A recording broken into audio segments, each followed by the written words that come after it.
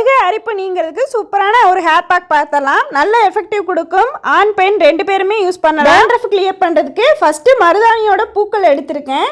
கொத்தோடு பறிச்சுட்டு வந்திருக்கேன். அந்த பூவை மட்டும் நம்ம எடுத்துக்கலாம். இது கூடவே காய்களும் இருந்துச்சுன்னா கண்டிப்பாக வந்து பறிச்சுக்கோங்க. அந்த பூக்களும் காய்களை மட்டும் வந்து பறிச்சு போட்டு மருதாணி பூக்கள் டேண்ட்ரஃபை நல்லாவே கிளியர் பண்ணி கொடுக்கும். 1-2 இலை இருந்தாலும் பரவாயில்ல, அதையும் சேர்த்து பறிச்சு போட்டுக்கோங்க.